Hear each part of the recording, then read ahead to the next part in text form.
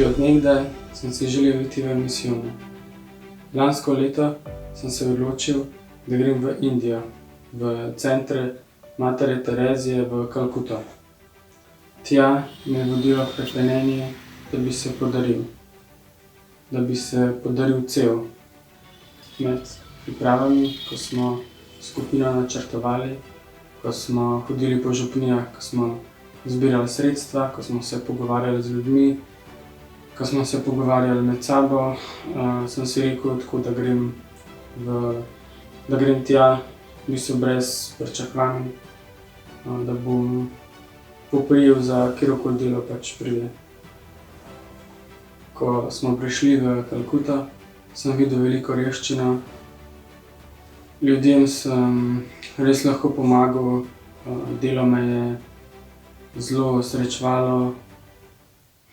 Ja, in ratal sem mati Terezije. Ni bilo glih tako. Ko sem prišel v center Matere Terezije, sem doživel eno veliko razočaranje, zato ker v bistvu ljudem nisem mogel pomagati tako, kot sem si jaz želel. Nisem mogel narediti nobene velike spremembe, nobene stvari tako premakniti, nekaj prebeliti, zgraditi, spremeniti. Nobene tako velike spremembe nisem mogel narediti, tudi sistem tam je bil že zelo dobro utečen, sestre pač so tako že bile zelo dobro zorganizirane. V bistvu sem videl, da ljudem ne morem pomagati tako, kot sem si jaz zamislil, ampak v bistvu jim lahko pomagam pač s temu, kar res rabijo. In ja, to pa je ugotovitev. Zato si lahko kar čestitam.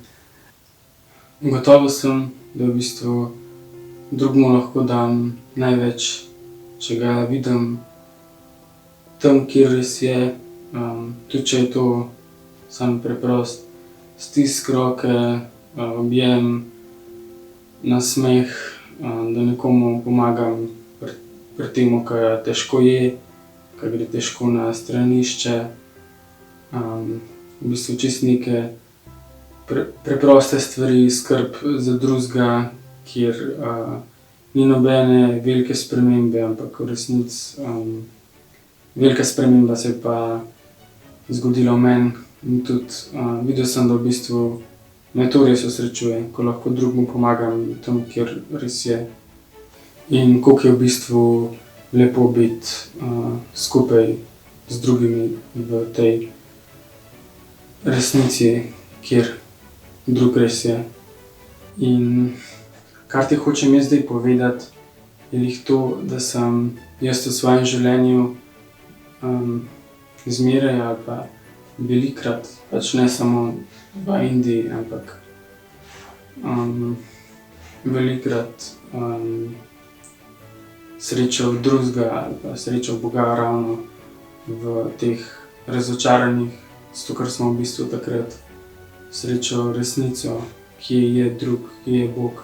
In je v bistvu Bog ravno prek razočaranj najdel, oziroma sem ga jaz največkrat ravno takrat srečal. Videl sem pa tudi, kakšna sreča je v bistvu to, da grem lahko v vsak dan brez pričakovanj, z odprtostjo in sprejmem, kar mi Bog tisti dan nameni. Za konec bi povedal pa še eno zanimivo stvar.